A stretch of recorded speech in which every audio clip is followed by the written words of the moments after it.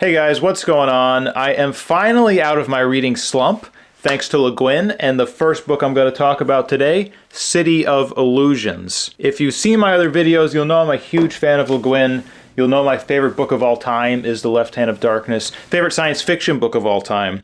But I feel she has the perfect amount of literary flourish in her works, and she's an incredible world builder. This book is no exception. It starts as a lot of RPGs do. A man with no memory wakes up in the woods. He doesn't know who he is, he doesn't know where he came from, and he has one defining physical characteristic, and it's his eyes. He has these cat eyes that you see here.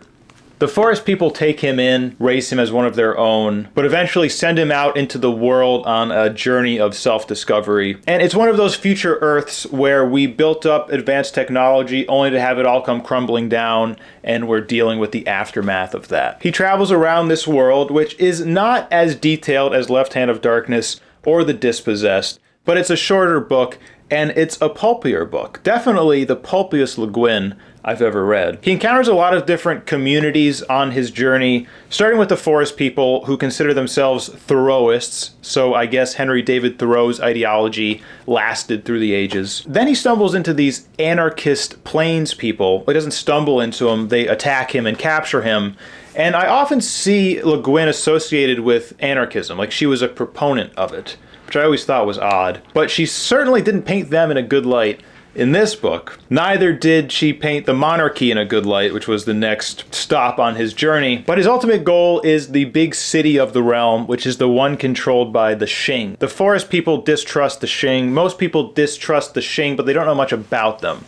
They're kind of this mysterious force that maybe has controlled humans since the dawn of time, that maybe is manipulating everything to be in their favor. Nothing is certain. Very Philip K. Dick in that sense. And I don't know the time frames, but I do think this was LeGuin's response to Dick's popularity, because it brings about those themes of messing with reality, what's real, what's not, what even is reality. Reality is just what people believe, so reality can be shaped to your needs. And especially these Shing, supposedly aliens, whose biggest power is the ability to mind lie. Because in the future, apparently, we've gained the ability to communicate telepathically, but you can't lie like that because it's not sending out specific messages to other people, it's opening your mind so that two people can communicate that way. So you can't lie, you can't hide anything, but the Shing can, which is obviously an enormous power and one that they could use to rule the world if they so chose. But you don't know, so I'm not really spoiling anything because all of this is uncertain. You don't know what's a lie, you don't know what's reality, just like the main character doesn't, and he's trying to find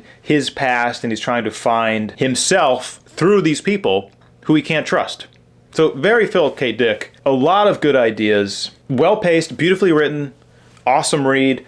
Probably going to break the top 10 of the year. And it also brings about this image that a lot of people bring up when they talk about these big, widespread conspiracies. You can't help but picture these 10 Mr. Burns style characters with their tented fingers sitting around a table and just conspiring against the world at large, and how can we pull strings to benefit us and suppress everybody else. And sure, maybe that's the reality. Maybe there are the Shing in our world, but I don't think so. I think that's just a convenient way to picture evil in the world. But I find when I'm picturing this greater evil, this huge manipulative force acting upon me and everybody around me, I just feel powerless. I feel helpless, as Philip K. Dick often makes you feel. And that doesn't sit very well with me, so I had to do a bit of mental gymnastics to take that message and to kind of turn it, change it, shape it to something that would benefit me. Even if there are these Shing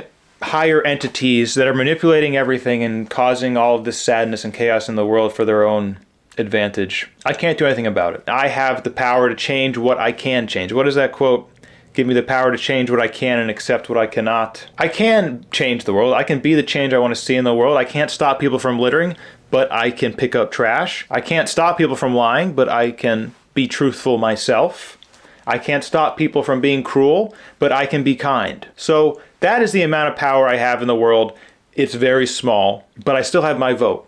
And already the election coverage has started And I'm hearing all about voter apathy. And I think a lot of people have global apathy as well, where they do feel powerless to stop certain things. And for a good reason, I understand. But you have your one vote. You have your one life, your one action that you can do. And that's all you have power over. So use that vote, I guess, is what I'm saying. Okay, next up, Shadow of Heaven by Bob Shaw.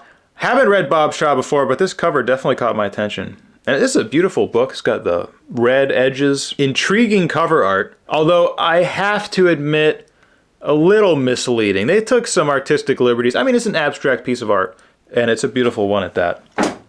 But this book is the epitome of pulp, I'm going to say. Not that it's the pulpiest book I've ever read, but it is the exact median of what I consider pulp to be.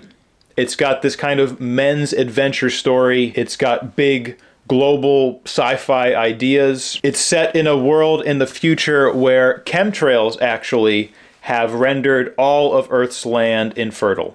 Someone spiked all of the jet fuel to leave this herbicide trail behind all of the planes, all of the commercial planes going to the different continents, and apparently that did the trick. So humanity has to cluster around all the coastlines and get all their food from the ocean. They call it the Great Compression, or maybe just the compression, but the Great Compression would have sounded a little better. So this obviously has a lot of societal impact. The main character is a news reporter. It starts off very much like a Simax story. His brother's missing, he researches it, and eventually finds that his brother went to heaven.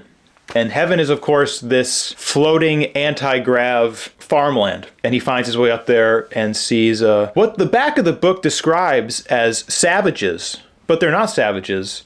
And I found myself liking these people up in heaven, but I wasn't supposed to. The book didn't want me to. The book wanted me to consider those people the villains, which I had a hard time with. But it's very well written. The pacing is excellent. I don't quite jive as well with Bob Shaw's literary excursions, where he takes some kind of abstract words to describe something. I wasn't really on board with him as often as I was on board with LeGuin, say, or Philip K. Dick. And I describe it as pulpy, but it does have some depth to it. The cool idea in here was that society had to compress themselves, obviously physically, to live in this world, but they also had to compress themselves mentally. For instance, the word claustrophobia is taboo in the society to say because this society can't afford claustrophobia. It just wouldn't work. You can't exist in this world if you're claustrophobic. And it makes you think, what do you sacrifice in order to fit into a society?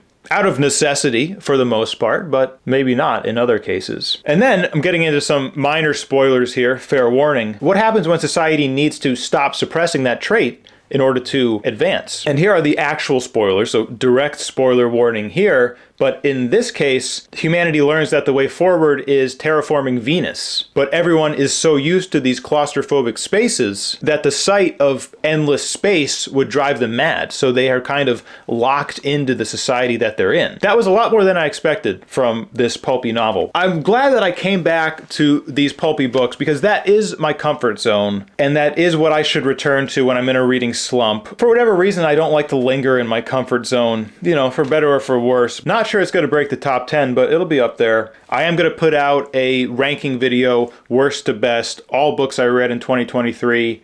I think it's like 45, maybe a little less, but most books I've ever read in any year, so I am proud of myself for that. And that's what I got for you today. Last 2 books of the year. I have started another DIY project. I'm making room for more books. Let me see if I can show you guys this.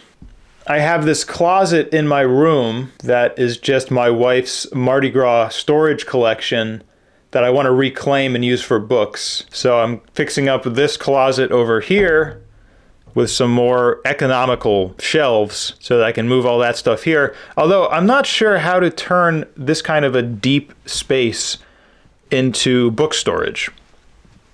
Obviously, I don't need that much depth, and I don't like to double stack books. So I got some figuring out to do. Oh, and also, the winner of the giveaway was Jake Cole, 1161, or something like that. Check the comments, pick up your prize. Congrats. Merry Christmas, Happy Holidays.